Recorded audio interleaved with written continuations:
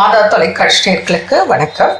இன்றைய நிகழ்ச்சியில உடல் பருமனால் ஏற்படும் மேல் அண்ட் ஃபீமேல் ப்ராப்ளங்கள், அவங்க ஃபேஸ் பண்ணக்கூடிய பிரச்சனைகள் என்னென்ன, ஒபிசிட்டினால ஏற்படும் உபாதைகள் என்னென்ன மாதிரி லைஃப்ல பிரச்சனை அப்படிங்கறத பார்க்கலாம். கண்டிப்பாங்க. இப்ப இந்த ஒபிசிட்டி அப்படிங்கிறது நிறைய நோய்களுக்கு ஒரு மூல காரணமா இருக்கு அப்படின்னு சொல்லலாம். உதாரணத்துக்கு இப்ப ஜென்ஸ்க்கு ஒபிசிட்டி இருக்கு அப்படின்னு வச்சுக்கோங்களேன். இந்த ஒபிசிட்டிலயும் சென்ட்ரல் ஒபிசிட்டி, பெரிஃபரல் ஒபிசிட்டி அப்படிம்பாங்க. சென்ட்ரல் ஒபிசிட்டி அப்படின்னா ஒரு சில பர்சன்ஸை நம்ம பார்க்கும்போது முகம் பெருசா இருக்கும், வயிறு நல்ல பெருசா இருக்கும், கை கால்லாம் நார்மல் சைஸ் இருக்கும். இதை சென்ட்ரல் ஒபிசிட்டி அப்படிம்பாங்க.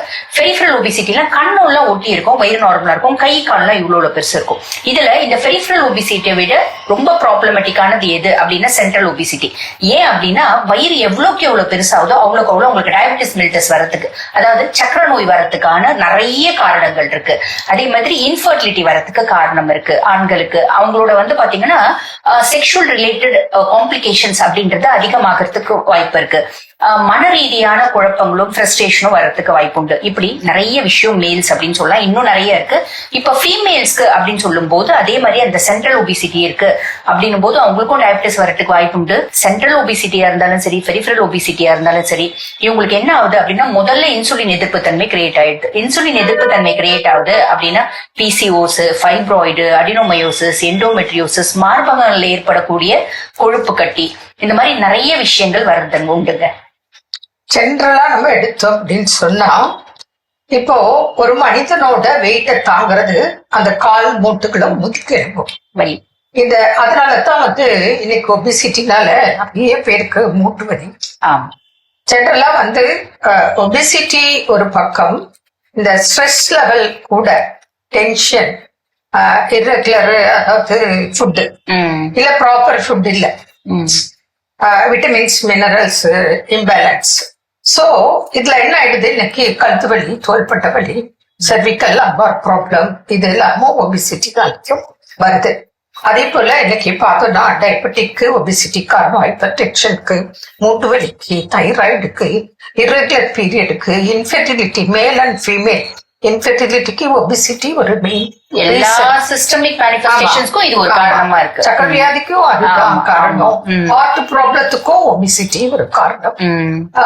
இது போல ஏகப்பட்ட, அதாவது ஹெட் டு ஃபுட் சொல்லலாம், வராத பிரச்சனையே இல்லைன்ற அளவுக்கு இன்னைக்கு ஒபிசிட்டினால ப்ராப்ளம் இருக்கு. சோ அதனால ஒபிசிட்டிக்கு எல்லாரும் என்ன நினைக்கிறாங்க, நம்ம ஃபாஸ்டா 1 மந்த்லயே 15 கிலோ அப்படின்றது. அதுதான் இன்னும் கொஞ்சம் டேஞ்சர். அது இல்லாம என்ன பண்ணுவாங்க, நெக்ஸ்ட் மந்த் எனக்கு கல்யாணம், அதுக்குள்ள வெயிட் குறைக்கணும் அப்படின்னு வருவாங்க. அதே போல சிலர் நெக்ஸ்ட் மந்த் எனக்கு கல்யாணம், எனக்கு இப்போ பிசிஓடி இருக்கு, அதே போல மேலுக்கும் ப்ராப்ளம் இருக்கும், விந்து பிரச்சனைகள் இருக்கு, அவங்கள சொல்லுவாங்க எனக்கு 2 வீக்ஸ்ல கல்யாணம், நெக்ஸ்ட் மந்த்ல கல்யாணம், அதுக்குள்ள. ஏன்னா அப்பதான் அவங்களுக்கு ஒரு பயம் வருது, ஒரு ஃபியர், நம்ம தாம்பத்திய உறவுல பிரச்சனை வந்துருமோ அப்படிங்கிற ஒரு உணர்வு ஏற்பட்டு தொடர்பு கொண்டிருக்கேன். அப்படி கிடையாது. நீங்க ஆரம்பத்திலேயே அது உங்களுக்கு என்ன பிரச்சனை அத டாக்டர் கிட்ட நீங்க கன்சல்ட் பண்ணலாம், ரிப்போர்ட் எடுத்து பார்த்துட்டு ட்ரீட்மெண்ட் கொடுக்கலாம். எல்லாத்துக்கும் தீர்வு இருக்கு, நீங்கள் கடைபிடித்தால். அதாவது இன்னைக்கு ஒபிசிட்டினால மக்கள் சின்ன குழந்தையா இருக்கும்போது அழகா இருக்காங்க, வளர வளர அது ஹெல்த் இஷ்யூ எவ்வளவு வருது அப்படின்னு பார்த்தோம்னு சொன்னா, தைராய்டு ப்ராப்ளம், ஹார்மோன்ல இம்பேலன்ஸ், முடி பிரச்சனையில இருந்து, ஸ்கின் ப்ராப்ளத்துல இருந்து, எல்லா டிசீஸ்க்கும் மெயின் காரணம் உங்களுக்கு ஒபிசிட்டி. சோ இந்த ஒபிசிட்டிய நம்ம என்ன பண்ணணும் அப்படின்னா, நம்ம ட்ரீட்மெண்ட்ல ஒரு மாதத்துக்கு 2-3 கிலோ குறைக்கிற மாதிரி தான் நாங்க அட்வைஸ் கொடுக்கறோம். ஏன்னா இன்னைக்கு இருக்கிற அவசரத்துல நீங்க என்ன நினைக்கிறீங்க, 1 மந்த்லயே 10 கிலோ 15 கிலோ குறைக்கணும் அப்படின்னு நினைக்கலாம். ஆனா அது சரியில்லை. ஏன் அப்படின்னா கிராஜுவலா குறைக்கும் போது உங்களுக்கு ஸ்கின்ல சுருக்கம் வராது. கரெக்ட். திடீர்னு நீங்க ஃபாஸ்டா குறைக்கிறீங்கன்னு வச்சுக்கோங்க, உங்களுக்கு சுருக்கம் வரும். அதே போல ஜிம்முக்கு போறீங்க, நாங்க குறை சொல்லல, நீங்க அங்க ஒர்க் அவுட் பண்றீங்க, கொஞ்ச நாள் போறீங்க, அப்புறம் நிப்பாட்டிட்டீங்கன்னு வச்சுக்க, ஏற்கனவே இருந்ததை வெயிட் விட இன்னும் அதிக வெயிட் தான் வரும். அதனால நாங்க சொல்றது பாத்தீங்கன்னா கொஞ்சம் கொஞ்சமா குறைக்கிற மெத்தட்.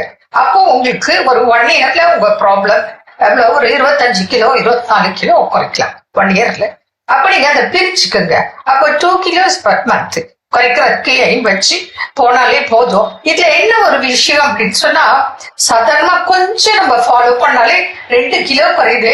அப்ப நம்ம இன்னும் நல்லா ஃபாலோ பண்ணா இன்னும் நல்லா குறையுன்ற மன தைரியத்தோட நீங்க குறைக்கலாம். அப்படித்தான் நாங்க எக்ஸ்பீரியன்ஸ்ல பார்த்திருக்கோம். என்ன நேர்களே, மீண்டும் நாளை சந்திப்போமா. நன்றி. அன்னை மரியே வாழ்க்கை. அருமையான நம்ம ஒரு வைத்தியம் பகுதி பார்த்துட்டோம். நிகழ்ச்சியோட நிறைவுக்கும் வந்தாச்சு. ஸோ இன்னைக்கு நாள் நம்ம பேசிட்டு இருக்கிறோம் கடவுள் வணக்கம் நிகழ்ச்சியில் பெண் குழந்தைகளுக்கு ஒரு தந்தை எப்படிப்பட்டவராக இருக்க வேண்டும் அப்படின்னு சொல்லி அதில் ஃபைனலாக என்ன சொல்றாங்க? எல்லா குழந்தைகளுமே சமம் தான் பெற்றோர்களுக்கு. அதுவும் பெண் குழந்தைகள் அப்படின்றப்போ கொஞ்சம் ஸ்பெஷல். அவங்களுடைய அந்த வளர்ப்பிலே அவங்களுக்கு சின்ன வயசுலேருந்தே சொல்லி கொடுத்து வளர்த்துருவாங்க இல்லையா. சக்ஸஸ் ஃபெயிலியர் இது ரெண்டுமே சமமாக பார்க்கக்கூடிய ஒன்று இருக்க வேண்டும் அப்படின்னு சொல்லிட்டு. ஸோ இதில் ஒரு குழந்தை சக்ஸஸை ரீச் பண்ணுறப்போ ஒரு பேரண்ட்ஸை நம்ம எப்படி அவங்கள கைட் பண்ணி அவங்களை எப்படி கொண்டாடுறோமோ, அதே மாதிரி அவங்க அந்த ஃபெயிலியரை ரீச் பண்ணுறப்பவும் அவங்கள கரம் பிடிச்சி நான் இருக்கேன், உன்னுடைய நம்பிக்கைன்னு ஒரு வண்ணமா, உனக்கு ஒரு வாழ்க்கையோட நங்கூரமா நான் இருப்பேன் அப்படின்னு சொல்லிட்டு அதுலேருந்து வெளியே வருவதற்கு அவங்களுக்கு ஒரு வழிகாட்டியா இருக்கணுமே தவிர, அந்த இடத்துல ஐயோயோ நான் அப்போவே சொன்னேன்ல, நீ அந்த மாதிரி செய்யக்கூடாதுன்னு சொன்ன, இந்த குரூப் எடுக்கக்கூடாதுன்னு சொன்னேன், நான் அதே மாதிரி இந்த லைஃப் அமைச்சிக்காதுன்னு சொன்னேன் அப்படின்னு சொல்லிட்டு அவங்க ஃபெயிலியர் பார்த்ததுக்கு அப்புறமா, ஒரு கடினமான ஒரு சூழல் வந்ததுக்கு அப்புறமா நம்ம இந்த மாதிரி எல்லாம் பேசுறது அவங்களுக்கு இன்னும் ஒரு ஆழமான ஒரு அவநம்பிக்கையை கொடுத்துரும். ஸோ ஒரு நம்பிக்கை, ஒரு நங்குரம் எங்க இருந்து பிறக்கும் அப்படின்னா ஒரு தந்தையாகி இருக்கும் இடத்தில் தான். கண்டிப்பா. அது ஏன் நங்குரம் அப்படின்னு சொல்றாங்க அப்படின்னா, கப்பலுடைய நங்குரம் எந்த அளவுக்கு ஆழமாக அந்த கயிறு உள்ள போய் அந்த நிலத்தை தொட்டு நிற்குதோ, அது எந்த லென்த்துக்கு வேவ் அந்த அலைகளில் அலைக்கழிக்கப்படுமோ அந்த வரைக்கும் அது போகணும். ஆனால் என்ன ஆனாலும் அந்த நங்குரம் அந்த கப்பல் என்ன பண்ணிடுறாருன்னா கைவிடவே விடாது. ஸோ அது போல ஒரு தந்தை தன்னுடைய வாழ்க்கையில தன்னுடைய பெண் குழந்தைகளுக்கு எந்த சூழலில் அது வெற்றியோ தோல்வியோ எந்த திசையை நோக்கி பயணித்தாலும் அதோட ஒரு எண்டில் நான் என்ன பண்ணுவேன், கண்டிப்பாக அந்த நங்குரம் போல நான் இருப்பேன். ஒருவேளை டைரக்ஷன் மாறி போகுது, ஏதோ தப்பா நடக்குது அப்படிங்கிறப்போ அந்த நங்குரம் எப்படி இழுத்து பிடித்து தக்க வைத்துக் கொள்கிறதோ அப்படிப்பட்ட ஒரு உறவாக என்னுடைய பெண் குழந்தைகளுக்கு ஒரு தந்தை இருக்க வேண்டும். ஸோ ஒரு சிறப்பான நாள்.